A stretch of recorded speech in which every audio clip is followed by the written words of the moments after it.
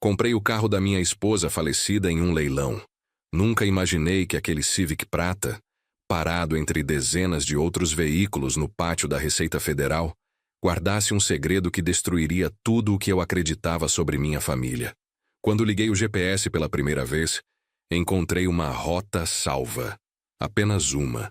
O destino final estava marcado a 230 quilômetros de São Paulo, em uma cidade do interior que eu nunca tinha ouvido falar.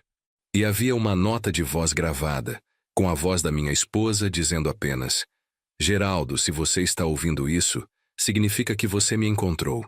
Agora precisa me encontrar de verdade. Venha sozinho, não conte para o Ricardo. Mas antes de continuarmos, confira se você já está inscrito no canal e escreva nos comentários de onde você está assistindo este vídeo. O motor estava desligado, mas meu coração disparava dentro do peito. Minha esposa estava morta há 3 anos. Ou era o que todos acreditavam. E aquela última frase me gelou até os ossos. Não conte para o Ricardo, meu filho, nosso filho. Por que ela diria isso? Deixe eu voltar ao começo. Deixe eu contar como um homem que construiu tudo do zero, que trabalhou 40 anos para dar conforto à família, acabou descobrindo que vivia em uma mentira tão grande que nem mesmo a morte da pessoa que mais amava era verdadeira. E como tudo começou com um leilão, um GPS antigo e uma mensagem que não deveria existir. Meu nome é Geraldo Martins. Tenho 61 anos. Nasci em Osasco, periferia de São Paulo, filho de metalúrgico e costureira. Aprendi desde cedo que nada cai do céu. Aos 15 anos, já trabalhava como office boy no centro da cidade. Aos 23, tinha juntado dinheiro suficiente para abrir minha primeira loja de autopeças. Não era nada sofisticado, apenas um espaço alugado de 20 metros quadrados na Zona Leste. Mas era meu. Cresci devagar, com trabalho honesto e atendimento decente. 10 anos depois, tinha 3 lojas. Aos 40, eram 8 unidades espalhadas pela Grande São Paulo. Hoje, administro 12 lojas de autopeças, além de uma pequena distribuidora que atende oficinas em todo o estado.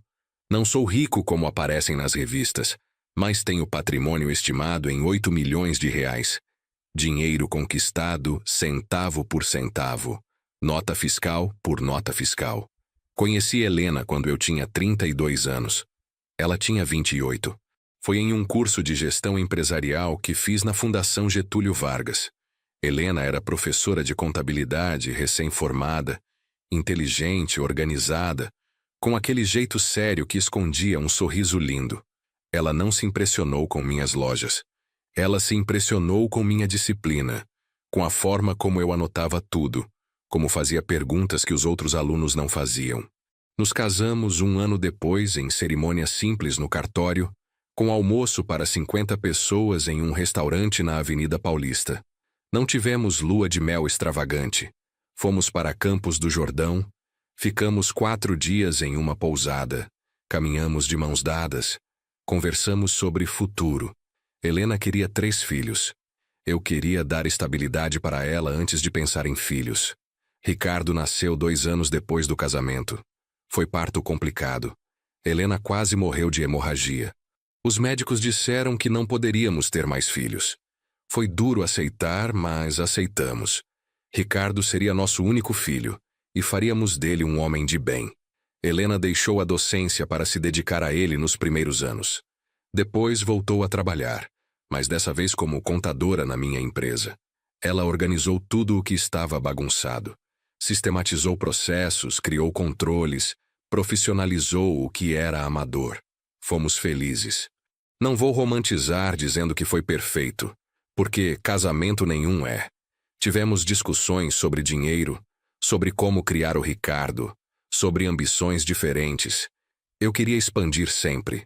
Helena queria segurança, estabilidade, mas nos respeitávamos. Dormíamos abraçados mesmo depois de 20 anos juntos. Tomávamos café conversando sobre trivialidades. Éramos um time. Ricardo cresceu como menino normal.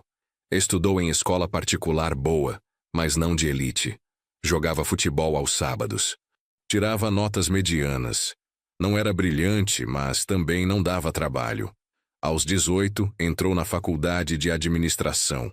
Aos 23, começou a trabalhar comigo nas lojas.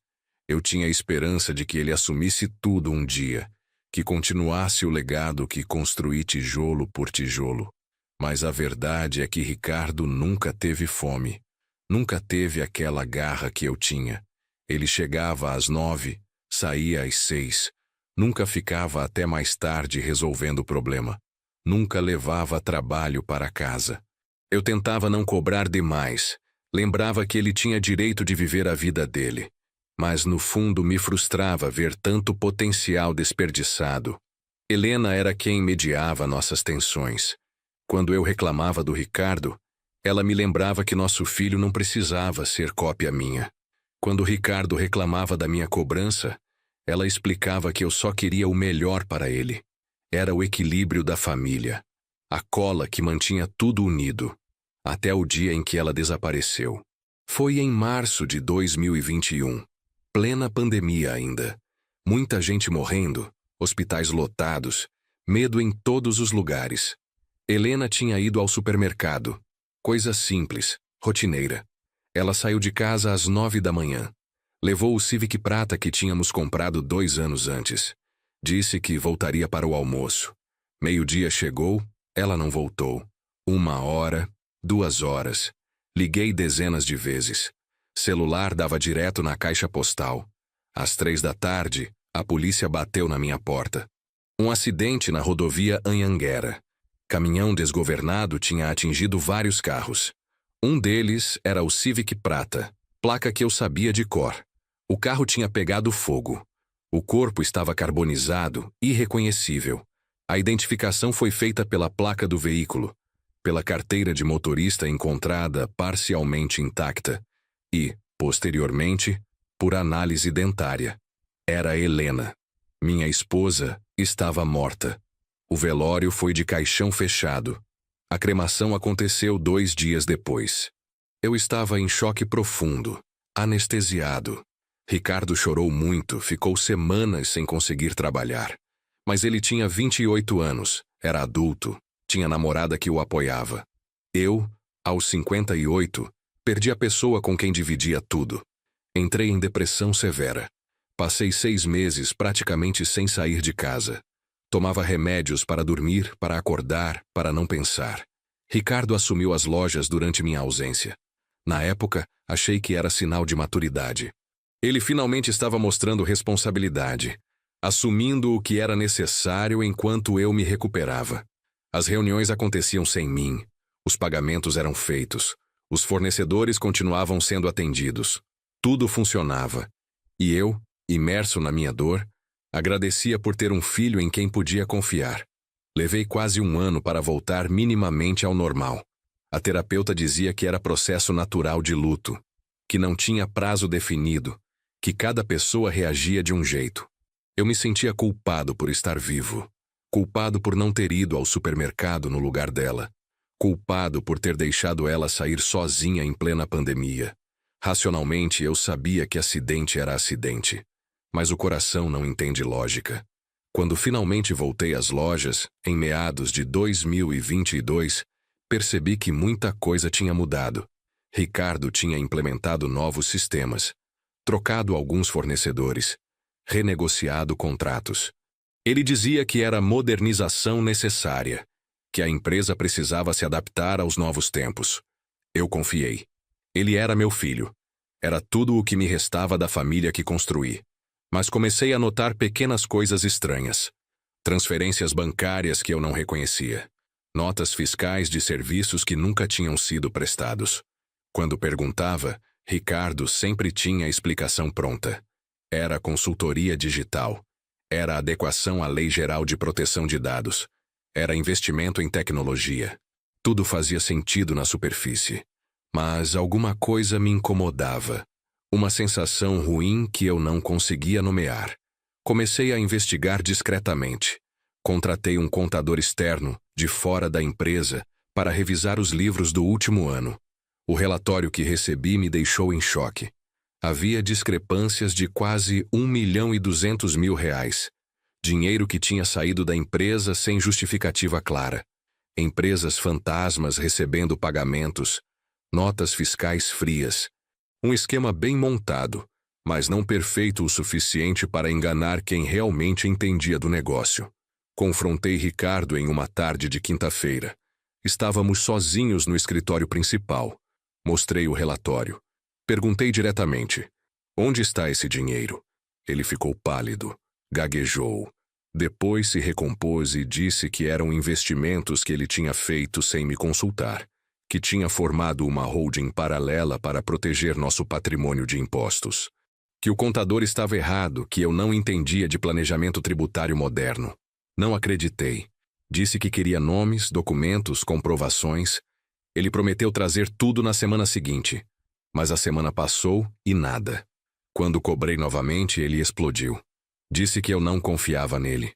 Que depois de tudo o que ele tinha feito, cuidando da empresa enquanto eu me afundava em depressão, eu tinha coragem de acusá-lo de roubo. Que se eu não acreditava nele, que eu mesmo assumisse tudo de volta. Foi a primeira briga séria que tivemos depois da morte de Helena. Ele saiu batendo a porta. Ficou 3 dias sem aparecer. Quando voltou, estava mais calmo. Pediu desculpas pela explosão. Disse que estava sob pressão, que a namorada tinha terminado com ele, que estava sobrecarregado. Prometeu organizar toda a documentação. E eu, como pai que não queria acreditar no pior, aceitei as desculpas. Deixei para lá. Grande erro. Passaram-se alguns meses. A relação entre nós esfriou. Não brigávamos, mas também não conversávamos como antes. Ele chegava, cumprimentava, fazia o trabalho dele e ia embora. Eu voltei a controlar pessoalmente as finanças principais. Mudei senhas. Retirei algumas das autorizações que ele tinha. Ele não reclamou, mas percebi o ressentimento nos olhos dele. Em setembro de 2023, recebi uma notificação da Receita Federal. O Civic prata da Helena, que tinha sido dado como perda total no acidente, estava sendo leiloado. Aparentemente, o carro tinha sido recuperado meses depois do acidente. Havia passado por perícia e sido considerado irrecuperável para uso, mas ainda tinha valor como sucata e peças. Como o seguro já tinha pago a indenização e eu não tinha reivindicado os destroços, o veículo tinha ido para leilão de bens abandonados. Fiquei sabendo disso por acaso, através de um amigo despachante que viu meu nome na lista de notificações públicas. Quando ele me contou, algo dentro de mim se moveu. Era o carro dela, o último objeto físico que Helena tinha tocado antes de morrer. Eu precisava vê-lo. Precisava ter aquilo de volta, mesmo que fosse apenas um monte de metal retorcido. O leilão seria presencial, em um pátio da Receita na zona norte de São Paulo. Fui sozinho, sem avisar Ricardo. Não queria explicações. Não queria que ninguém me dissesse que era loucura, que era apego doentio. Era algo que eu precisava fazer. Quando cheguei lá, o pátio estava cheio de carros apreendidos, abandonados, recuperados. O Civic estava no fundo, coberto de poeira, mas surpreendentemente inteiro. Inteiro. Essa foi a primeira coisa estranha. O carro não estava destruído, não estava retorcido, não tinha marcas de incêndio. A lataria estava amassada na frente, sim, mas nada que indicasse o acidente catastrófico que a polícia tinha descrito. A pintura prata estava opaca, os vidros estavam sujos, mas o carro estava reconhecível. Estava inteiro. Como aquilo era possível? Perguntei ao funcionário responsável pelo leilão. Ele consultou os papéis e disse que o carro tinha sido recuperado 4 meses após o acidente, em um ferro velho clandestino. Que havia investigação sobre o acidente, mas que os autos tinham sido arquivados porque a vítima tinha sido identificada e o caso tinha sido encerrado como morte acidental. O carro tinha ficado retido como evidência por quase 2 anos antes de ser liberado para leilão. Nada daquilo fazia sentido. Se Helena tinha morrido carbonizada dentro do carro, como o carro estava praticamente inteiro? Se o carro tinha pegado fogo, onde estavam as marcas? Comecei a suar frio. Meu coração disparou. Pedi para ver o interior. O funcionário abriu a porta. O interior estava empoeirado, com um cheiro de mofo, mas estava lá. Os bancos de couro cinza, o volante, o painel, o GPS de tela acoplado no suporte. Toquei no volante onde Helena tinha colocado as mãos. Senti algo se romper dentro de mim. Lágrimas vieram sem controle. O funcionário ficou constrangido, se afastou. Eu fiquei ali, sozinho dentro daquele carro, chorando como não chorava há meses, e então vi, no porta-luvas, um envelope amarelado. Peguei com mãos trêmulas. Dentro havia documentos do carro, manual do proprietário, e um papel dobrado com letra de Helena. Para Geraldo, se algo acontecer comigo. Minhas mãos tremiam tanto que mal conseguia segurar o papel. Abri devagar. A letra era dela, sem dúvida. Reconhecia cada curva, cada inclinação. A mensagem era curta. Geraldo, se você está lendo isso, algo deu muito errado. Eu precisei sumir. Não posso explicar agora, mas preciso que você confie em mim como sempre confiou. Não destrua este carro. Há uma mensagem para você no GPS. Siga as coordenadas. Venha sozinho. E, por favor, não confie no Ricardo até entender tudo. Eu te amo. Sempre amei. Helena. O mundo parou. Li e reli aquelas palavras umas 20 vezes. Não era possível. Helena estava morta. Eu tinha ido ao IML, tinha visto o laudo, tinha autorizado a cremação, tinha as cinzas dela em uma urna na minha casa. Como ela poderia ter escrito aquilo? A letra era dela, mas aquilo não fazia nenhum sentido. A menos que Helena não tivesse morrido naquele acidente. A menos que alguém tivesse forjado tudo. A menos que ela tivesse desaparecido de propósito. Mas por quê? E por que me dizer para não confiar no Ricardo? Nosso filho. O filho dela. Por que ela diria algo assim? Guardei o papel no bolso, voltei para o leilão. Dei o lance inicial de R$10.000. Ninguém mais deu lance. Comprei o carro por R$10.000. Paguei ali mesmo, no cartão. Peguei os documentos, as chaves. O funcionário me entregou tudo com olhar de pena, provavelmente achando que eu era viúvo maluco comprando o carro da falecida esposa por sentimentalismo. Ele não fazia ideia do que eu tinha acabado de encontrar. Levei o carro para uma oficina mecânica de confiança, longe das minhas lojas. Pedi para fazerem revisão completa, mas principalmente para verificarem se o GPS funcionava. O mecânico, seu Valdir, um senhor de 70 anos que conhecia desde minha primeira loja, ficou surpreso ao ver o Civic. Perguntou se era o carro da minha esposa. Confirmei. Ele não fez mais perguntas. Apenas colocou a mão no meu ombro e disse que ia cuidar de tudo. 2 dias depois, seu Valdir me ligou. O carro estava funcionando. Motor precisou de ajustes, bateria nova, troca de fluidos, mas estava rodando. E o GPS estava operacional. Fui até lá imediatamente. Subi no carro ali mesmo na oficina. Liguei a ignição. O painel acendeu. O GPS inicializou. E lá estava. Uma rota salva. Apenas uma. Destino: Guapiara, interior de São Paulo, 230 quilômetros da capital. Cliquei na rota. Uma mensagem de áudio começou a tocar. Era a voz de Helena. Meu coração quase saiu pela boca. Geraldo, se você está ouvindo isso, significa que você me encontrou. Agora precisa me encontrar de verdade. Venha sozinho. Não conte para o Ricardo. Siga o GPS até o fim. Lá você vai entender tudo. E vai me perdoar, espero. Eu te amo. A mensagem acabou. Fiquei paralisado. Era a voz dela. Não tinha dúvida. Mas como? Quando ela tinha gravado aquilo? Por que ela tinha gravado aquilo? E por que me pedir para não contar para nosso filho? Nada, absolutamente nada daquilo fazia sentido. Mas eu tinha 2 opções. Ignorar tudo e continuar vivendo na dúvida, ou seguir aquela rota e descobrir a verdade, fosse ela qual fosse. Saí da oficina sem rumo definido. Dirigi pelas ruas de São Paulo no automático, processando tudo. Helena poderia estar viva.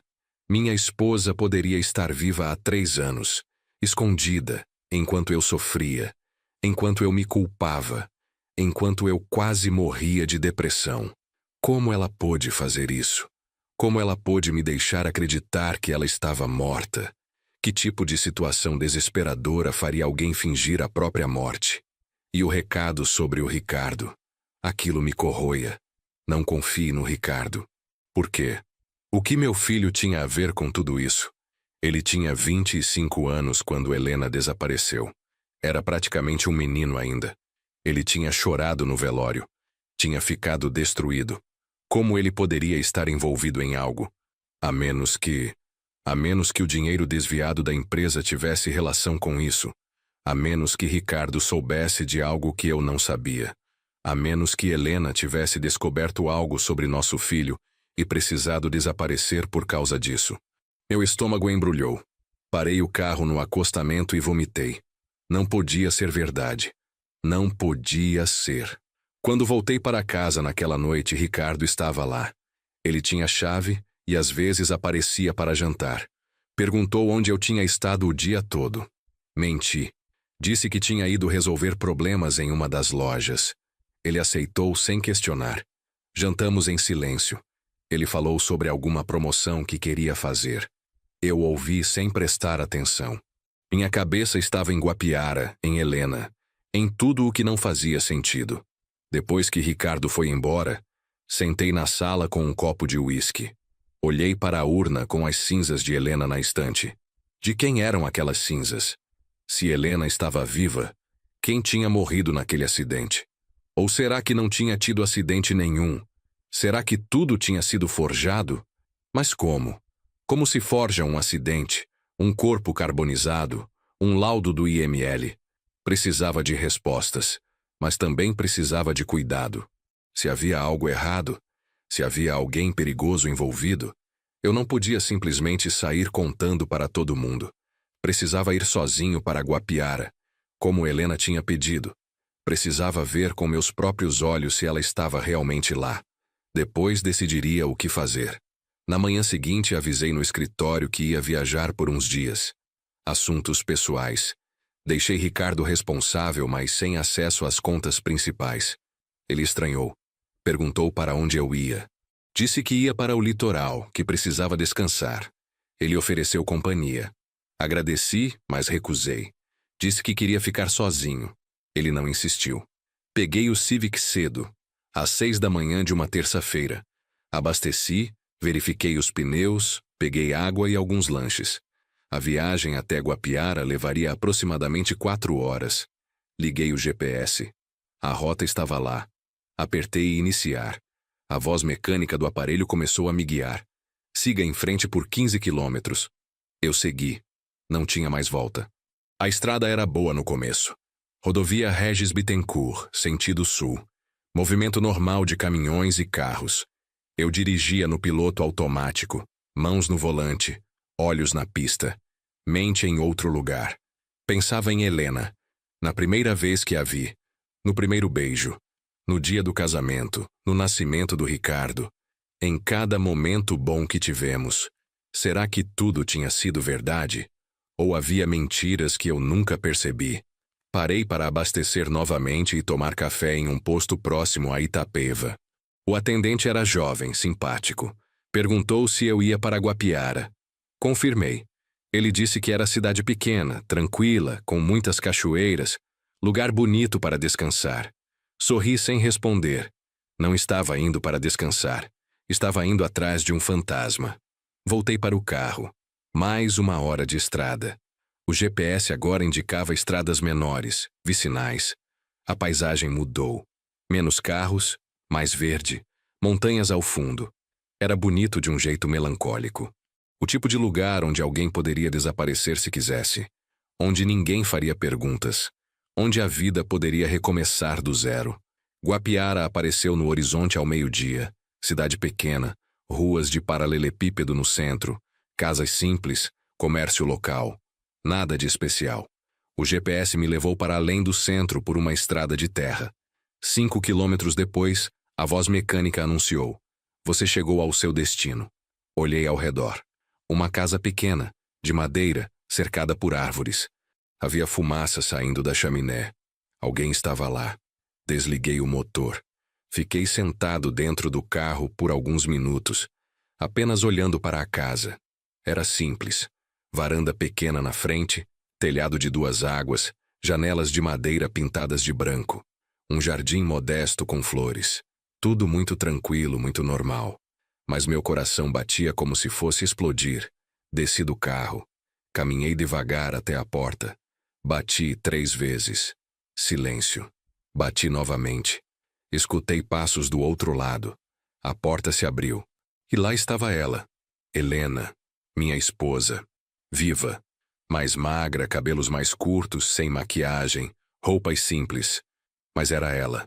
Inconfundivelmente ela. Ela me olhou com lágrimas nos olhos. Eu não consegui falar. Apenas olhei, tentando entender se aquilo era real ou se eu tinha finalmente enlouquecido de vez. Ela deu um passo à frente. Tocou meu rosto. A mão estava quente. Real. Humana. Não era ilusão. Era ela. Geraldo, ela disse, e a voz era dela. A mesma voz da mensagem, a mesma voz de 30 anos de casamento. Você veio. Eu sabia que você viria. Não consegui responder. Apenas entrei, as pernas bambas, e sentei na primeira cadeira que vi. Helena fechou a porta.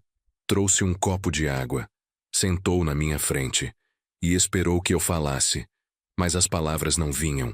Apenas lágrimas, silenciosas, enquanto eu tentava processar que minha esposa morta estava viva.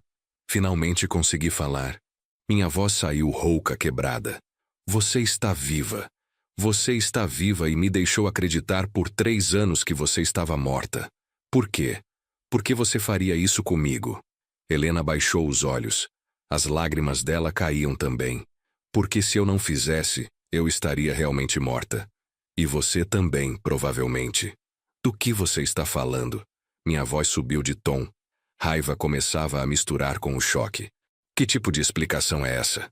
Você fingiu sua morte, me fez sofrer, me fez cremar um corpo que nem era seu, e agora diz que foi para me proteger? Me proteger de quê? Helena respirou fundo. Do Ricardo. As 2 palavras caíram como bomba entre nós. Fiquei em silêncio, esperando que ela continuasse. Nosso filho, Geraldo. Nosso filho não é quem você pensa que ele é. E eu descobri isso tarde demais. Descobri que ele estava planejando algo terrível. E quando ele percebeu que eu sabia, ele tentou me matar. Levantei da cadeira. Você está louca. Isso é loucura. O Ricardo nunca faria isso. Ele é nosso filho. Ele te ama. Ele ficou destruído com sua morte. Eu vi. Eu estava lá. Helena balançou a cabeça. Ele é um ator muito bom. Sempre foi. Mas eu vou te contar tudo desde o começo. E depois você decide se eu estou louca ou se estou te dizendo a verdade. Helena foi até uma cômoda velha no canto da sala. Abriu uma gaveta e tirou uma pasta grossa, cheia de papéis. Colocou sobre a mesa entre nós. Comece por aqui, ela disse. Abri a pasta. Eram extratos bancários, comprovantes de transferências, documentos de empresas. Tudo em nome do Ricardo. Ou melhor, em nomes de laranjas, mas com o CPF dele como sócio oculto. Comecei a ler. As transferências datavam de 2018, 3 anos antes da suposta morte de Helena. Pequenas quantias no início, 10 mil aqui, 20 mil ali. Depois foram aumentando, 50 mil, 100 mil, 200 mil. Sempre para empresas que eu não conhecia. Empresas de fachada, aparentemente. Eu comecei a desconfiar em 2019, Helena explicou. Eu fazia a contabilidade da empresa, lembra? E notei inconsistências. Notas fiscais de serviços que nunca tinham sido prestados, pagamentos duplicados, dinheiro saindo sem justificativa. Comecei a investigar sozinha, sem te contar, porque eu tinha certeza de que era erro, que havia alguma explicação. Mas não era erro, eu disse folheando os documentos. Não era. Ricardo tinha montado um esquema. Ele criava empresas fantasmas, emitia notas fiscais frias, desviava o dinheiro para contas dele. E era cuidadoso, muito cuidadoso. Se eu não fosse contadora, se eu não conhecesse os sistemas, eu nunca teria percebido. Quanto ele roubou?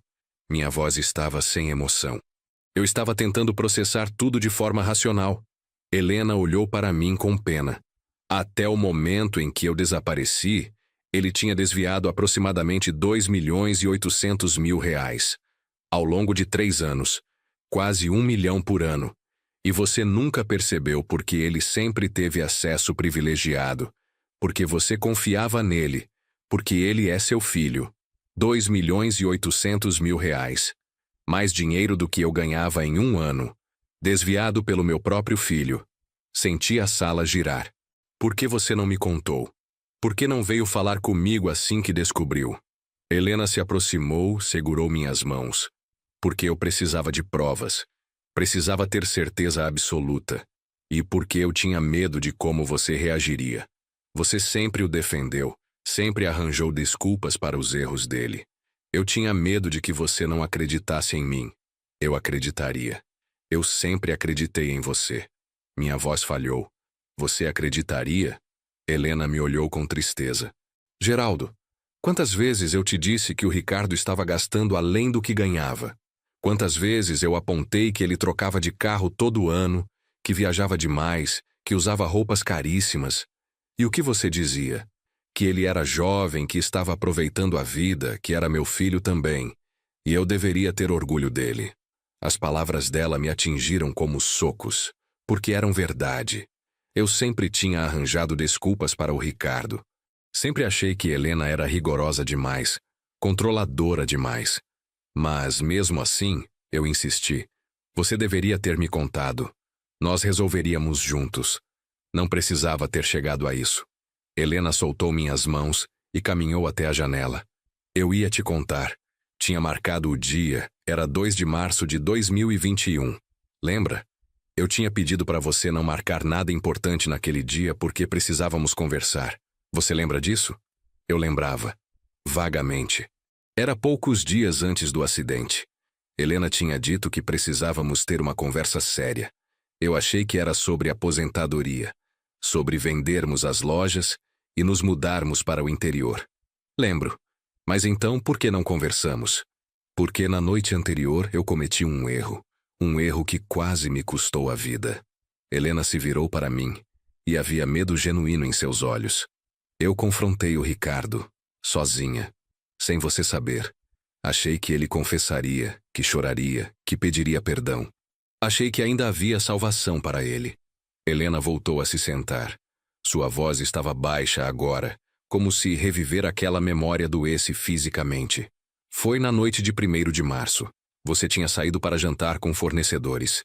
Ricardo passou em casa para pegar uns documentos. Eu aproveitei. Mostrei as provas para ele. Disse que sabia de tudo. Que ele tinha 3 opções: devolver o dinheiro, confessar para você e buscar ajuda, ou eu mesma contaria tudo. E o que ele disse? Minha voz saiu num sussurro. Ele riu, Geraldo. Nosso filho olhou para as provas, olhou para mim e riu. Disse que eu não entendia nada, que aquele dinheiro era dele por direito, que ele tinha construído aquelas lojas tanto quanto você, que não via problema nenhum em antecipar sua herança. Antecipar. Como se roubar fosse isso. Senti náusea. Mas isso não é motivo para matar alguém. Ele poderia negar, poderia brigar, mas matar a própria mãe? Eu disse a mesma coisa. Helena continuou. Disse que ele estava cometendo um crime, que havia provas, que a Receita Federal poderia investigar, que ele poderia ir preso. E foi aí que ele mudou. A máscara caiu. Ele se aproximou de mim, tão perto que eu podia sentir a respiração dele e disse: Mãe, você não vai contar nada para ninguém, porque se contar, eu garanto que você vai se arrepender. Acidentes acontecem, principalmente com mulheres de 55 anos que dirigem sozinhas. Ele ameaçou você, diretamente. Minhas mãos fecharam em punhos. Sim, e eu vi nos olhos dele que não era blefe, não era raiva momentânea, era frieza. Cálculo. Ele tinha pensado naquilo antes. Provavelmente já estava planejando havia tempo. E eu percebi naquele momento que meu filho era perigoso. Mais perigoso do que eu tinha imaginado. Você deveria ter me ligado imediatamente. Ter contado tudo. Ter ido para a polícia. Minha voz estava mais alta agora, entre raiva e desespero. Eu tentei. Assim que ele saiu de casa, peguei o celular para te ligar. Mas estava sem bateria. Fui até o telefone fixo. A linha estava muda. Ele tinha cortado antes de sair. E eu percebi que ele estava me vigiando mais do que eu achava. Entrei em pânico. Peguei os documentos mais importantes, joguei numa mochila junto com algum dinheiro que eu tinha guardado em casa e saí. Para onde você foi naquela noite? Eu precisava entender a linha do tempo toda. Para um hotel barato na Zona Leste. Registrei com nome falso, paguei em dinheiro. Fiquei acordada a noite toda pensando, tentando decidir o que fazer. Se eu voltasse para casa e contasse tudo para você, o Ricardo negaria. Ele tinha apagado muitos rastros. E eu sabia que você teria dificuldade em acreditar. Ele é seu filho. Seu único filho. O herdeiro de tudo que você construiu. Helena continuou, as palavras saindo rápidas agora, como se ela precisasse colocar tudo para fora de uma vez. Na manhã seguinte, dia 2 de março, eu liguei para você de um orelhão. Lembra? Você atendeu apressado, disse que estava chegando para nossa conversa. Eu disse que tinha tido um imprevisto, que ia me atrasar, mas ia voltar. Eu ia voltar, Geraldo. Ia sentar com você e contar tudo. Mas você não voltou. Minha voz estava amarga. Porque quando eu estava voltando, quando estava a 3 quarteirões de casa, eu vi. O Ricardo estava lá, na frente da nossa casa. Ele estava esperando. Só podia ser por mim. Ele sabia que eu voltaria. E eu tive certeza absoluta de que se eu chegasse lá, algo terrível aconteceria. Então eu dei meia volta e fugi. E o acidente? O corpo carbonizado? O laudo do IML? As perguntas saíam atropeladas. Helena respirou fundo. Eu não sei exatamente como ele fez, mas sei que foi ele. Naquela tarde houve um acidente de verdade na Anhanguera. Uma mulher morreu. O carro dela pegou fogo. As placas eram parecidas com as do meu Civic, apenas um número diferente. O corpo ficou irreconhecível. E de alguma forma, o Ricardo conseguiu que identificassem aquele corpo como sendo meu. Isso é impossível. Não é assim que funciona. Há protocolos, verificações. Mas mesmo enquanto eu dizia isso, sabia que com dinheiro e contatos certos, muita coisa era possível. Eu também achei impossível no começo, Helena disse. Mas então comecei a pesquisar. E descobri que o Ricardo tinha um amigo de infância que trabalhava na perícia técnica. Rodrigo Tavares, lembra dele? Vinha aqui em casa quando eles eram adolescentes. Eu me lembrava. Garoto magro, quieto, sempre na sombra do Ricardo. Lembro, mas ele trabalha com perícia? Trabalha. E tem acesso a laudos, a documentos, a todo tipo de informação privilegiada. Não foi difícil montar o quebra-cabeça. Um acidente real acontece. Uma mulher morre carbonizada. O Ricardo vê a oportunidade. Liga para o amigo. Juntos, trocam algumas informações no sistema. Associam minhas digitais, meus dados dentários que estavam em arquivo no nosso plano de saúde, ao corpo daquela pobre mulher. E pronto. Helena Martins morre oficialmente em acidente de trânsito. Minha cabeça latejava. Mas a família da verdadeira vítima? Eles não questionaram? A mulher era sozinha, sem família próxima. Moradora de rua que tinha roubado um carro. Ninguém reclamou o corpo. Foi perfeito para os planos dele. Tão perfeito que eu demorei meses para descobrir os detalhes todos. E quando descobri, já estava escondida aqui, já era tarde demais para voltar. Tarde demais como? Eu me levantei, comecei a andar pela sala pequena. Você poderia ter voltado a qualquer momento. Poderia ter ido para a polícia com as provas. Poderia ter me procurado. Por que ficou escondida por 3 anos, Helena? 3 anos. Minha voz saiu mais alta do que eu pretendia. Helena não se assustou. Apenas olhou para mim com aquela calma que sempre teve, mesmo nas piores situações. Porque o Ricardo não parou. Ele continuou. E eu precisava saber até onde ele iria. Precisava ter provas não só do roubo, mas do que ele fez depois. Do que ele planejava fazer com você. Comigo? Parei de andar. O que você quer dizer? Helena foi até outra pasta, menor, escondida embaixo de livros em uma estante improvisada. Abriu e tirou fotografias. Me entregou. Eram fotos do Ricardo, em reuniões, com pessoas que eu não conhecia. Homens de terno em restaurantes caros, em escritórios.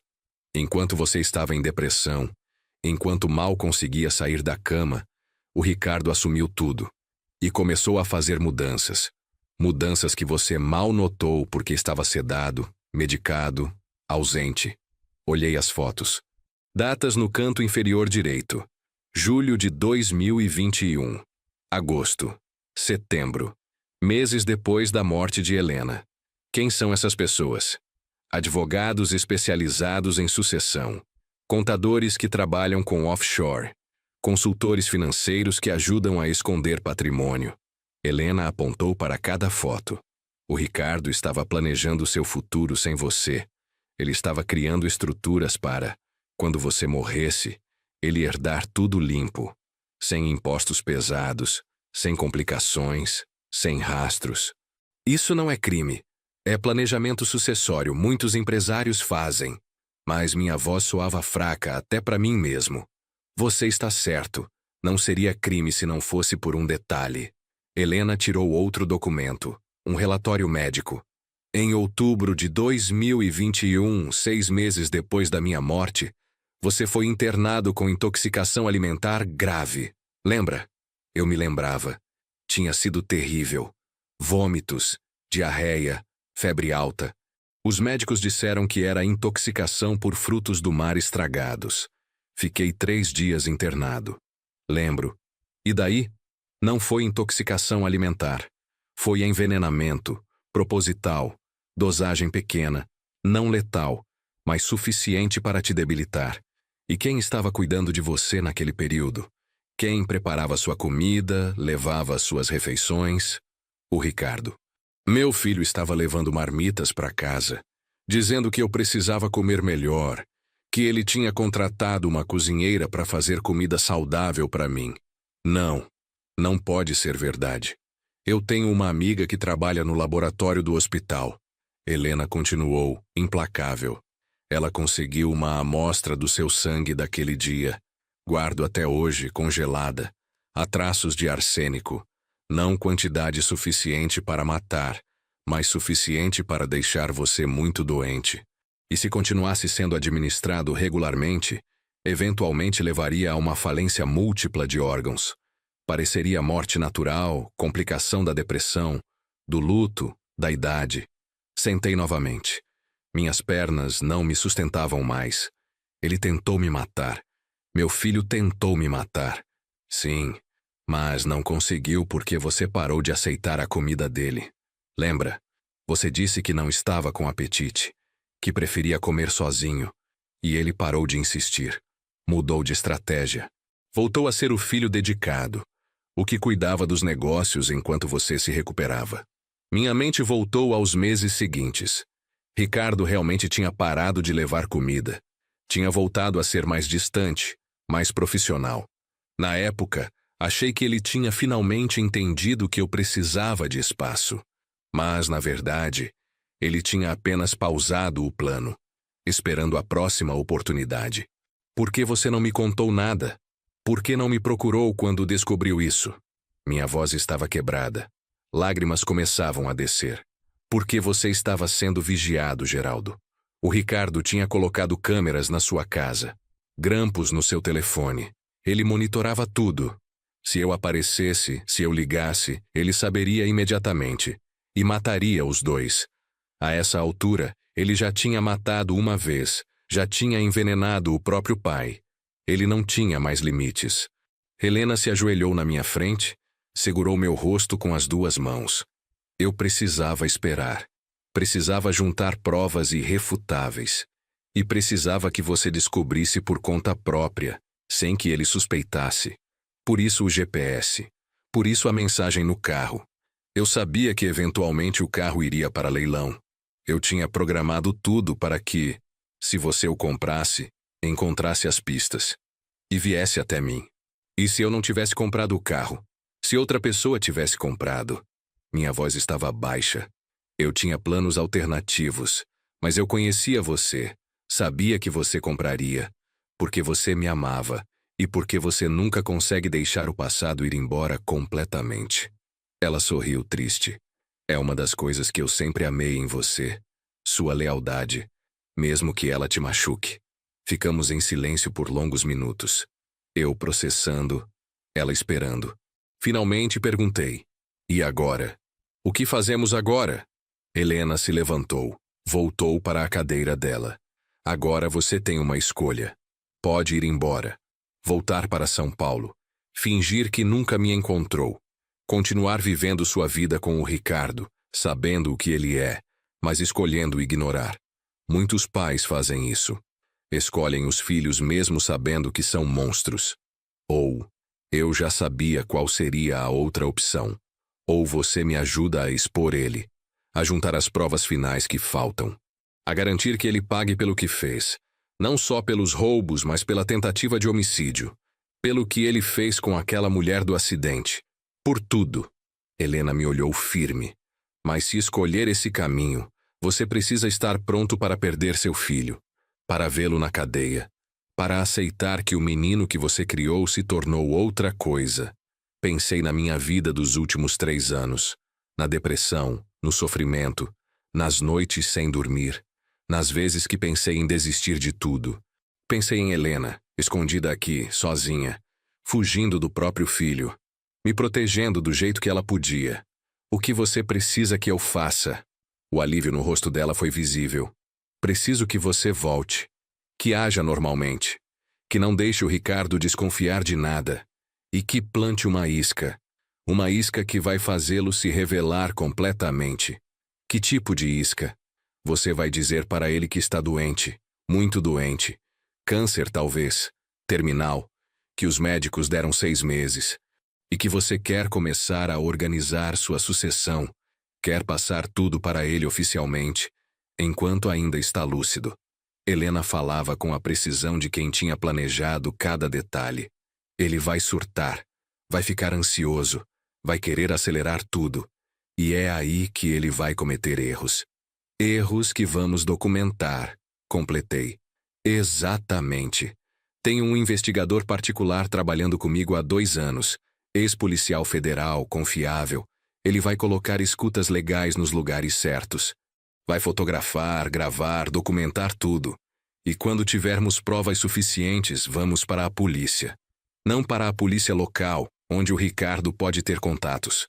Para a polícia federal, direto. Fazia sentido. Era arriscado, mas fazia sentido. E quanto tempo isso vai levar? 2, talvez 3 meses. Não podemos apressar. Ele é inteligente. Se perceber algo errado, vai se esconder melhor do que eu me escondi. E nunca mais vamos pegá-lo. Helena pegou minha mão. Você consegue fazer isso? Consegue passar 3 meses fingindo que está morrendo, fingindo que não sabe de nada, enquanto observa seu filho planejando sua morte? Olhei para ela, minha esposa que tinha sacrificado 3 anos da vida dela para me proteger, que tinha aguentado solidão, medo, incerteza. A resposta era óbvia. Consigo, por você, por nós e pela justiça. Passei a noite na casa de Helena. Conversamos até o amanhecer. Ela me contou detalhes da vida dela nos últimos 3 anos.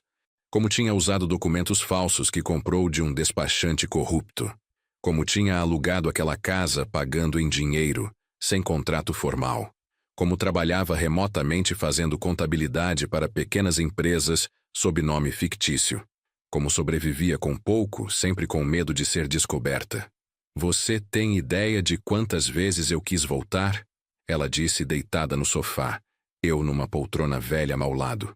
Quantas vezes eu fiquei na janela olhando a estrada, imaginando você chegando. Quantas vezes eu chorei pensando que você tinha me esquecido, que tinha seguido em frente. Eu nunca esqueci você, nem por um dia.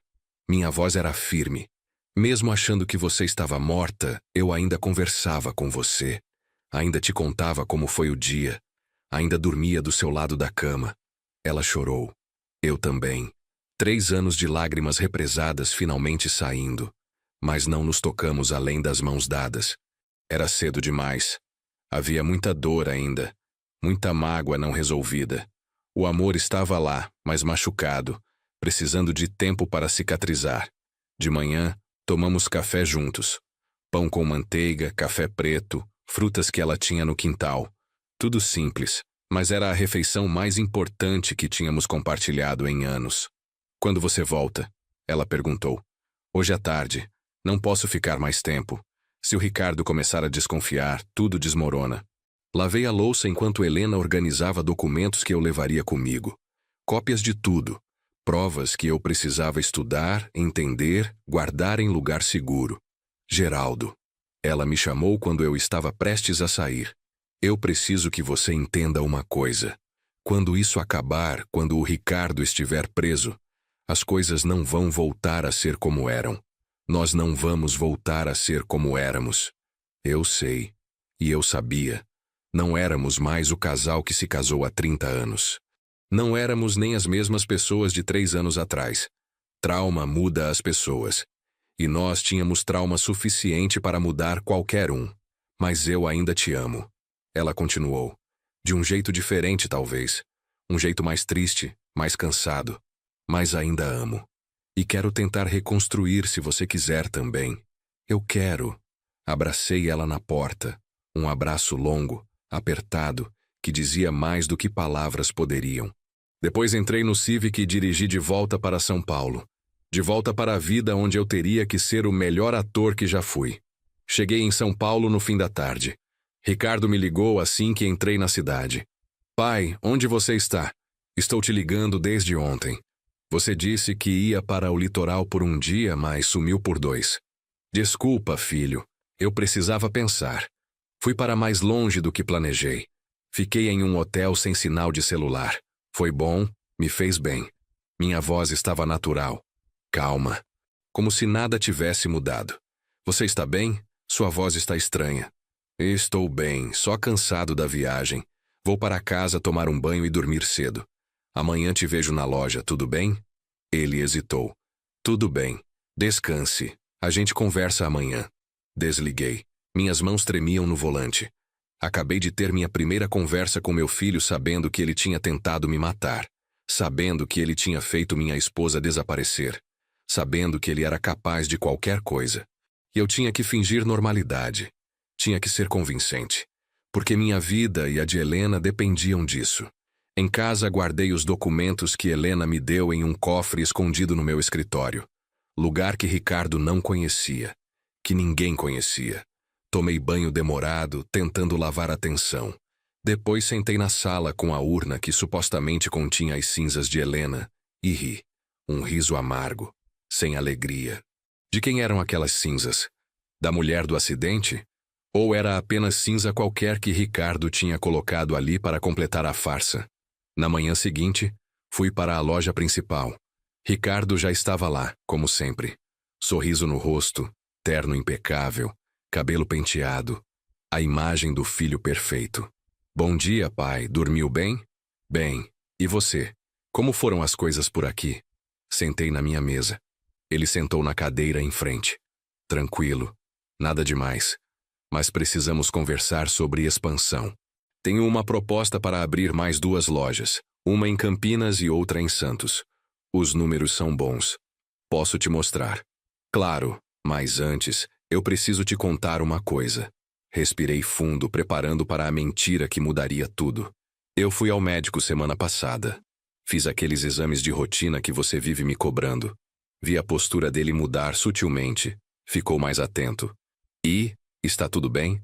Não, não está. Fiz uma pausa, olhando para baixo. Eles encontraram um tumor, no pâncreas.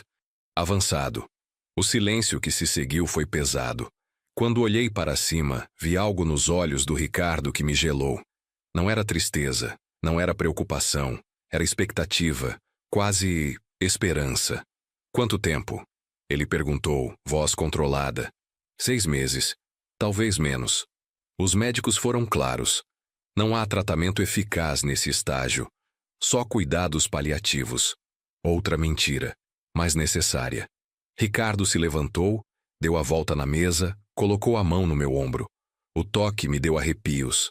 Pai, eu não sei o que dizer. Vamos buscar segunda opinião, terceira. Tem tratamentos experimentais. A gente tem dinheiro, tem recursos. Já busquei. 3 médicos diferentes. Todos disseram a mesma coisa. Segurei a mão dele, apertei, forcei lágrimas. Eu preciso começar a organizar as coisas, Ricardo. Preciso garantir que você vai ficar bem, que a empresa vai ficar bem. Não fala assim. Você não vai morrer. Você é forte. Sempre foi. Mas os olhos dele diziam outra coisa. Os olhos dele estavam calculando, planejando. Eu quero começar a transferir tudo para você, oficialmente. Quero te fazer sócio majoritário enquanto ainda estou lúcido. Quero ter certeza de que tudo está organizado. Cada palavra era uma isca. Uma isca que ele estava mordendo. Se é isso que você quer, pai, se vai te dar paz, a gente faz. Ele voltou para a cadeira dele. Mas não vamos ter pressa. Vamos fazer tudo direito, com advogados, com planejamento. Exatamente. Eu já marquei reunião com um advogado especialista em sucessão para a semana que vem. Quero que você esteja lá. Vamos começar a passar tudo para o seu nome. Ações, propriedades, contas, tudo. Vi o brilho nos olhos dele. Era a oportunidade que ele estava esperando. E ele ia acelerar. Ia fazer movimentos, ia se expor, exatamente como Helena tinha previsto. Os dias seguintes foram os mais difíceis da minha vida. Fingir fraqueza, fingir medo da morte. Fingir que confiava completamente no Ricardo enquanto ele orquestrava minha sucessão. O investigador que Helena tinha contratado, um homem chamado Walter, ex-delegado da Polícia Federal, instalou escutas autorizadas judicialmente em lugares estratégicos. Minha casa, meu escritório, o carro do Ricardo. Helena tinha conseguido a autorização através de um juiz federal que ela conhecia, apresentando as provas preliminares que tinha. Não era o suficiente para prender o Ricardo ainda, mas era suficiente para a investigação oficial. Walter me ligava todos os dias, usando número criptografado, me atualizando. Ele ligou para o Rodrigo Tavares. Conversaram sobre acelerar uns processos, sobre eliminar riscos. Eliminar riscos, eu repetia, sabendo que o risco era eu. Meu filho estava planejando mais uma vez me matar, mas desta vez nós estávamos ouvindo, estávamos documentando, e ele não fazia ideia. Uma semana depois do meu anúncio falso sobre o câncer, Ricardo chegou em casa com uma mala. Pai, eu vou ficar aqui com você por um tempo. Você não pode ficar sozinho. Precisa de alguém cuidando. Meu estômago embrulhou. Ele dentro da minha casa, 24 horas por dia, 7 dias por semana. Mas não podia recusar sem levantar suspeitas. Não precisa, filho. Eu estou bem. Eu insisto. Você é meu pai. Deixa eu cuidar de você. E ele ficou. Instalou-se no quarto de hóspedes. Começou a cozinhar para mim. E eu, sabendo o que ele tinha feito antes, tinha que comer a comida que ele preparava. Porque Walter tinha instalado câmeras na cozinha. Porque precisávamos pegá-lo no ato. Mas eu não comia tudo. Comia o suficiente para parecer real. Mas depois guardava amostras em potes esterilizados que mandava para Walter analisar. E nas análises, começamos a encontrar substâncias. Não arsênico desta vez. Ele tinha aprendido. Agora era warfarina, um anticoagulante usado em veneno de rato. Doses pequenas que fariam parecer que eu estava com sangramentos internos. Complicações do câncer. Ele está envenenando você de novo. Walter me disse numa ligação noturna quando o Ricardo estava dormindo. Mas agora temos provas. Temos as amostras. Temos ele comprando o veneno em vídeo numa loja de agropecuária em Mogi das Cruzes. Usou nome falso, mas a câmera de segurança pegou o rosto dele. Quanto tempo mais? Eu estava exausto, física e emocionalmente. 2 semanas precisamos dele tentando acessar suas contas, tentando finalizar as transferências. Precisamos de crime consumado, não só tentativa. Aguenta mais 2 semanas, Geraldo. 2 semanas comendo comida envenenada. 2 semanas dormindo na mesma casa que meu assassino. 2 semanas fingindo fraqueza crescente enquanto ele sorria, solícito, me dando remédios que não eram remédios. Helena ligava à noite do telefone de Walter, sempre preocupada. Você está pálido. Está mais magro. E isso está te matando. Estou tomando os antídotos que Walter mandou. Estou aguentando. Mais alguns dias. Mas ela tinha razão. Eu estava ficando doente de verdade. Não do veneno que estava sendo neutralizado, mas do estresse, da tensão, de viver com medo 24 horas por dia. Na reunião com o advogado especialista em sucessão, que também estava cooperando com a investigação, Ricardo mostrou sua verdadeira natureza. Quando o advogado questionou certos movimentos que ele queria fazer, certas transferências apressadas, Ricardo foi firme. Meu pai está morrendo. Não temos tempo para burocracias desnecessárias. Eu preciso assumir controle total agora. Mas, senhor Martins, o advogado se dirigiu a mim. O senhor tem certeza de que quer fazer tudo isso tão rapidamente? É muito patrimônio para transferir de uma vez. Antes que eu pudesse responder, Ricardo interveio. Ele tem certeza. Não tem, pai. O tom era quase ameaçador. Tenho, respondi. Faça como meu filho está pedindo. Eu confio nele. O advogado finalizou os documentos conforme Ricardo instruiu, mas tudo era parte do plano. Cada papel assinado, cada transferência autorizada, estava sendo documentada. Walter tinha até conseguido autorização para gravar as reuniões.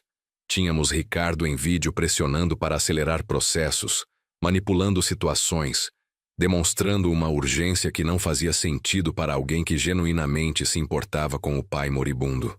Naquela noite, depois da reunião, Ricardo comemorou. Abriu uma garrafa de uísque caro. Serviu 2 copos. Pai, eu sei que isso tudo é difícil. Mas você está fazendo a coisa certa. Está garantindo que tudo o que você construiu vai continuar. Estou orgulhoso de você. Bebi um gole pequeno. Precisava manter a cabeça clara. Eu só quero ter certeza de que você vai cuidar bem de tudo. As lojas, os funcionários, o legado. Vou cuidar, pode confiar. Ele bebeu mais, relaxado, confiante, achando que tinha vencido. Aliás, pai, tem uma coisa que eu preciso te contar. Algo que venho adiando há muito tempo. Meu coração acelerou. Seria a confissão? Walter estava gravando através do microfone escondido na luminária da sala. O que é, filho? Ricardo se sentou, olhou para o copo. Sobre a mamãe, sobre o acidente, eu nunca te contei toda a verdade. Cada músculo do meu corpo ficou tenso, mas mantive a expressão neutra, preocupada. Que verdade, Ricardo? Ele respirou fundo. Por um momento pensei que ele realmente fosse confessar, mas então disse: naquele dia, antes dela sair, nós brigamos, feio. Ela tinha descoberto umas coisas sobre dinheiro da empresa. Achou que eu estava desviando. Eu expliquei que não era nada disso, mas ela não acreditou. Ficou nervosa, saiu dirigindo alterada. E eu sempre me culpei. Sempre achei que se eu não tivesse brigado com ela, se eu tivesse sido mais calmo, talvez ela não tivesse se distraído. Talvez o acidente não tivesse acontecido. Era uma meia-verdade. A especialidade dele. Admitir o suficiente para parecer honesto, mas esconder o essencial. Não foi sua culpa, filho. Acidente é acidente. Eu sei, mas sempre carreguei isso. E agora, vendo você assim, doente, eu não quero ter mais segredos, não quero ter mais peso na consciência. Ele olhou para mim e por um segundo minúsculo, pensei ver remorso real. Mas passou rápido demais. Talvez eu tivesse imaginado. Está tudo bem, Ricardo. Sua mãe te amava. Ela entenderia. E eu te perdoo por qualquer coisa que você ache que precisa ser perdoado. As palavras saíam mecânicas, porque eu sabia a verdade. Sabia que ele tinha forçado ela a fugir, tinha forjado a morte dela, tinha tentado me envenenar. E ainda estava tentando. Naquela noite, depois que Ricardo foi dormir, liguei para Walter de um celular que mantinha escondido. Ele quase confessou. Quase. Não precisa de confissão completa, Walter respondeu. Já temos suficiente. Temos ele comprando veneno. Temos as amostras da comida envenenada. Temos as transferências fraudulentas que ele fez há 3 anos. Temos contato dele com o Rodrigo Tavares combinando de falsificar laudos. E agora temos ele pressionando para acelerar sua sucessão enquanto você está supostamente morrendo. É suficiente. Quando? Minha voz estava fraca. Eu estava no limite. Amanhã. A Polícia Federal vai executar os mandados amanhã de manhã. Prisão temporária dele, do Rodrigo e de mais 3 envolvidos no esquema. Busca e apreensão na casa dele, no escritório, em tudo. Aguenta mais uma noite, Geraldo. Só mais uma. Mal dormi. Fiquei deitado ouvindo o Ricardo roncar no quarto ao lado. Meu filho, meu único filho, que tinha se tornado um estranho, um criminoso, um assassino em potencial. Onde eu tinha errado, onde Helena tinha errado, ou não tínhamos errado. Seria apenas quem ele era, independente de nós? Às 6 da manhã, escutei movimento lá fora. Carros parando, portas batendo. Então a campainha. Insistente. Ricardo acordou assustado, correu para a sala de pijama. Eu já estava lá, sentado, esperando. Quem é a essa hora? Ele resmungou. Abriu a porta. 3 agentes da Polícia Federal, coletes à prova de balas, crachás em punho. Ricardo Martins, você está preso. O rosto dele passou por 20 emoções em 2 segundos. Surpresa, confusão, medo, raiva. Ele olhou para mim. Pai, o que está acontecendo? Pai. Levantei da cadeira. Caminhei até ficar frente a frente com ele. O que está acontecendo é justiça, Ricardo. Justiça pela sua mãe. Justiça por tudo o que você fez. Eu não fiz nada. Pai, você está confuso, está doente, eles estão te manipulando. Ele tentou se aproximar de mim, mas os agentes o seguraram. Eu não estou doente, não tenho câncer. Nunca tive. Foi um teste. E você falhou. Minha voz estava firme agora. Toda a fraqueza fingida tinha sumido. Você tentou me envenenar de novo. Acelerou minha sucessão esperando que eu morresse logo. E tudo foi gravado, documentado, analisado. Você me armou uma cilada? Seu próprio filho? A raiva dele era pura agora. Você tentou matar sua própria mãe. Forjou a morte dela. Tentou me matar 2 vezes. Roubou milhões da empresa. Quem armou cilada para quem, Ricardo? Virei para os agentes. Levem ele.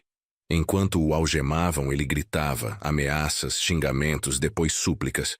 Pai, por favor, eu sou seu filho, seu único filho. Você não pode fazer isso comigo. Mas eu podia, e estava fazendo.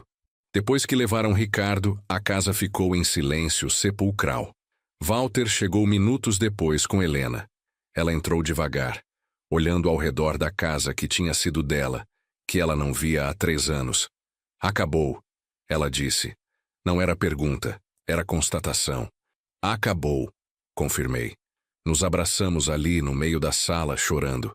Não de alegria, não de alívio, apenas chorando pelo que tínhamos perdido, pelo filho que nunca tivemos realmente, apenas a ilusão de quem pensávamos que ele era.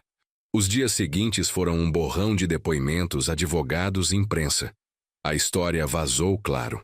Empresário forja a própria morte para escapar de filho que queria matá-la. As manchetes eram sensacionalistas, invasivas, mas eram verdadeiras. Repórteres acamparam na frente da minha casa. Helena teve que ficar escondida de novo, dessa vez para fugir das câmeras, não do Ricardo. Rodrigo Tavares confessou tudo em troca de delação premiada. Confirmou que Ricardo tinha pagado R$50 mil para ele falsificar os laudos do acidente, para associar os dados de Helena ao corpo da mulher que morreu. Confirmou que sabia que era crime, mas que tinha dívidas de jogo, que estava desesperado. Sua carreira acabou, seria preso. Mas pelo menos ajudou a selar o destino do Ricardo. O julgamento levou 8 meses para começar. Ricardo contratou os melhores advogados que o dinheiro roubado pôde comprar. A defesa dele era previsível. Pai vingativo, mãe desequilibrada, provas fabricadas, perseguição. Mas as evidências eram esmagadoras. Vídeos dele comprando veneno, análises químicas da comida, gravações das conversas com Rodrigo, documentos das transferências fraudulentas. Tudo meticulosamente documentado.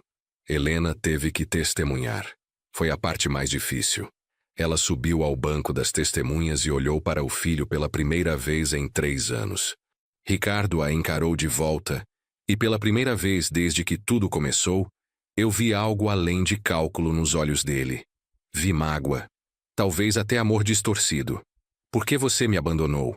Ele perguntou quando teve chance de questionar. Eu era seu filho. Você simplesmente me deixou. Helena respirou fundo. Eu não te abandonei, Ricardo.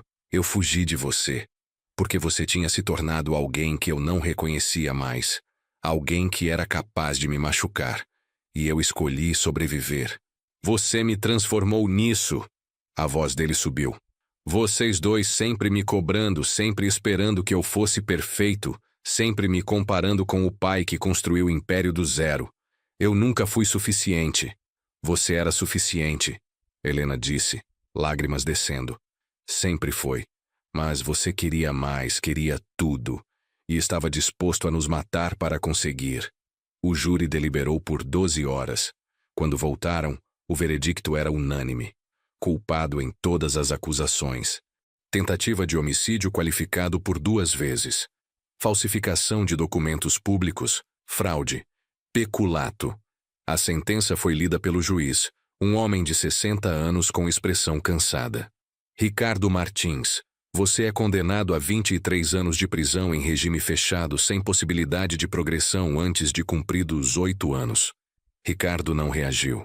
Apenas ficou parado, olhando para o nada. Os guardas o levaram. Ele não olhou para mim. Não olhou para Helena. Apenas foi. E aquilo, de certa forma, foi o fim. O fim da ilusão de família. O fim da esperança de redenção. O fim de tudo. Helena e eu saímos do tribunal sob flashes e perguntas gritadas.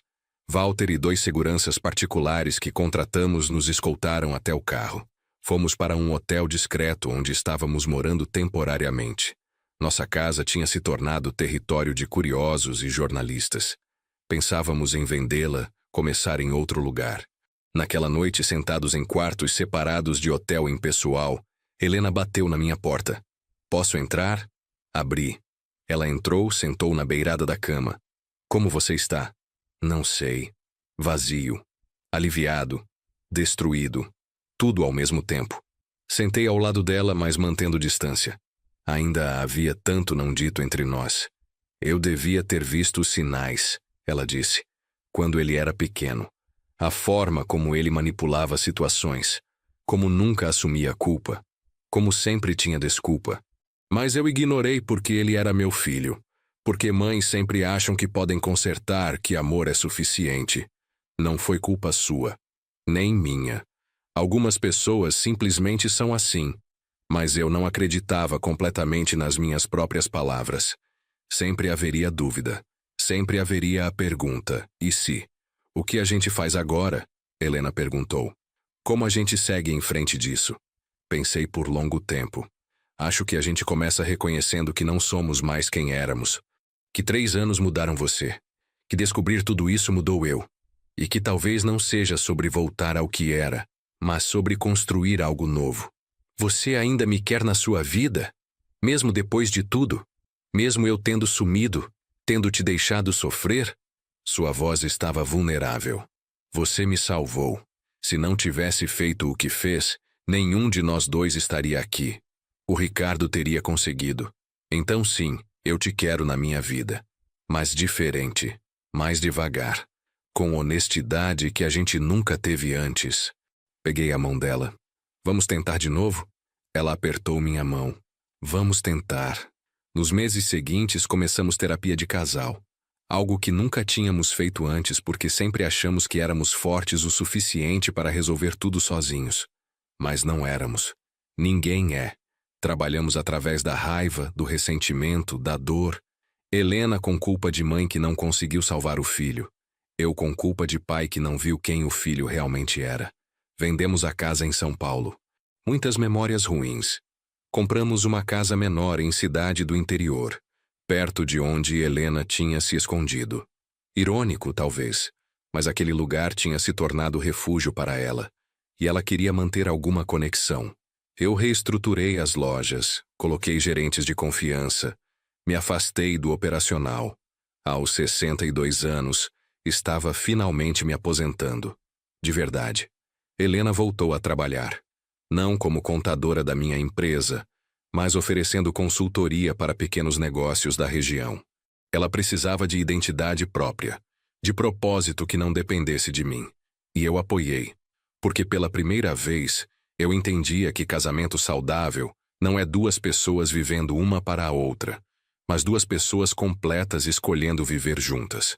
Ricardo nos escreveu da prisão 6 meses após a condenação.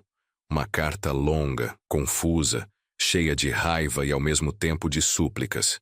Dizia que éramos culpados, que o mundo era culpado, mas ao mesmo tempo pedia que fôssemos visitá-lo. Helena leu e rasgou. Eu guardei. Não sei porquê. 1 ano depois da prisão de Ricardo, decidimos fazer algo que nunca tínhamos feito. Uma viagem longa, sem prazo para voltar. Compramos uma van, adaptamos com cama e cozinha pequena e pegamos a estrada. Conhecemos o Brasil de norte a sul. Praias desertas no Nordeste. Chapada dos Veadeiros em Goiás. Pantanal no Mato Grosso. Cada lugar era um passo a mais para longe do trauma. Um passo a mais para reencontrar quem éramos, ou quem poderíamos ser. Em uma praia no Ceará, depois de assistir ao pôr do sol, Helena disse: "Sabe o que eu aprendi com tudo isso? Que sobrevivência não é suficiente. A gente sobreviveu, Geraldo, os dois, mas agora a gente precisa aprender a viver de novo, de verdade." "E você está conseguindo? Viver de verdade?" Perguntei. "Alguns dias sim, alguns dias não. Tem dias que eu acordo e esqueço tudo por alguns segundos. Acordo feliz. E então lembro. Lembro que meu filho está preso. Lembro de tudo que ele fez, que eu fiz, que a gente perdeu. E nesses dias é difícil respirar." Ela olhou para mim. "Mas estar aqui com você ajuda.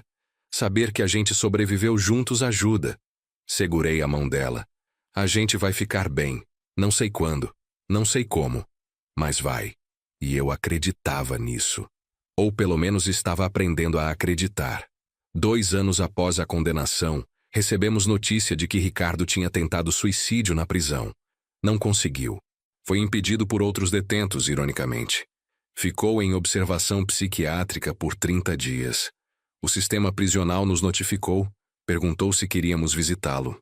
Helena disse não imediatamente. Eu hesitei. "Você quer ir?" ela disse. Não era acusação, era observação. Não sei, parte de mim quer. A parte pai. A parte que ainda lembra do menino de 5 anos pulando na minha cama de manhã. Do adolescente me pedindo conselho sobre a primeira namorada. Mas outra parte sabe que ele não é mais aquele menino. Nunca foi, talvez. Se você for, eu entendo. Mas eu não posso ir. Ainda não. Talvez nunca. Helena estava firme. Ele tentou me matar, Geraldo. E por mais que eu tente perdoar, por mais terapia que eu faça, ainda acordo com pesadelos de estar afundando naquela água, vendo o iate se afastando, vendo meu filho me abandonando para morrer. Você não precisa me explicar. Eu entendo. E não vou. Não ainda. Porque no fim, minha lealdade era com ela. Com a mulher que tinha sacrificado tudo para nos salvar. Não com o filho que tinha tentado nos destruir. Mas a tentativa de suicídio me afetou mais do que eu admiti para Helena. Comecei a ter insônia. Ficava acordado pensando em como chegamos ali. Em pequenos momentos da infância do Ricardo que talvez tivessem sido sinais. O cachorro do vizinho que apareceu envenenado quando Ricardo tinha 12 anos. O colega de escola que foi acusado de roubo por algo que depois descobrimos que Ricardo tinha feito. A namorada dele aos 18 anos que terminou e semanas depois teve o carro vandalizado. Eram pequenas coisas que, isoladas, pareciam coincidências, mas juntas pintavam um retrato de alguém com padrão de comportamento. Alguém que não sentia empatia, que não se importava com consequências para outros. Sociopata, o psiquiatra tinha dito durante o julgamento. Transtorno de personalidade antissocial. Palavras clínicas para algo muito mais simples e muito mais assustador. Meu filho era capaz de fazer mal sem remorso. Conversei sobre isso com meu próprio terapeuta. Você está buscando respostas que não existem, ele me disse. Você quer encontrar o momento exato onde tudo deu errado para poder consertar mentalmente. Mas não funciona assim. Algumas pessoas nascem com predisposição. Outras desenvolvem por trauma. Muitas vezes é combinação impossível de desemaranhar. Mas eu deveria ter feito algo. Deveria ter visto, insisti. Você fez o que pôde com a informação que tinha na época. Culpa não vai mudar nada. Só vai consumir você. 3 anos após tudo, Helena e eu estávamos diferentes. Não apenas mais velhos fisicamente, mas diferentes por dentro. Mais silenciosos, mais cuidadosos, mais conscientes da fragilidade de tudo. Comemoramos nosso 33º aniversário de casamento com um jantar simples em casa. Fizemos comida juntos, abrimos vinho, brindamos. Ao que sobrevivemos, Helena disse erguendo a taça. Ao que ainda vamos viver, eu complementei. Rimos. Um riso pequeno, contido, mas genuíno. Estava voltando aos poucos. A capacidade de rir, de sentir leveza, de existir sem peso constante no peito. Não era como antes. Nunca seria. Mas era algo. Aquela noite, deitados juntos pela primeira vez em anos, havíamos dormido em quartos separados desde a prisão do Ricardo, cada um precisando de seu próprio espaço. Helena disse, eu te perdoei, sabia?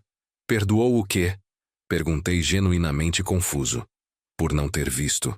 Por ter defendido ele quando eu levantava dúvidas. Por ter confiado cegamente. Eu te culpei muito tempo. Mas agora entendo que você estava fazendo o que qualquer pai faria. Você amava seu filho. Não é crime. Ela tocou meu rosto. E espero que você me perdoe por ter sumido. Por ter te deixado sofrer. Por ter escolhido aquele caminho. Já perdoei há muito tempo. E era verdade. Hoje, enquanto escrevo isso, já se passaram 5 anos desde que comprei aquele Civic prata em um leilão. 5 anos desde que encontrei uma mensagem de uma mulher morta que não estava morta. 5 anos desde que descobri que meu filho era capaz de coisas inimagináveis. Ricardo cumpre pena. Ainda faltam 18 anos. Ele nos escreve ocasionalmente. Cartas que oscilam entre raiva e arrependimento. Não respondemos mais. Nosso terapeuta de casal sugeriu que mantivéssemos distância até, se é que algum dia, ele demonstrar mudança genuína e consistente. Por anos, não meses. Helena está bem, ou tão bem quanto possível.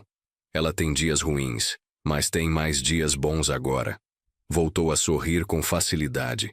Voltou a fazer planos para o futuro. Estamos planejando uma nova viagem, dessa vez para a Europa. Lugares que sempre quisemos conhecer, mas nunca tivemos tempo. As lojas continuam funcionando. Geram renda suficiente para vivermos confortavelmente, sem trabalhar ativamente. Criei um instituto que doa parte dos lucros para programas de reabilitação de jovens infratores.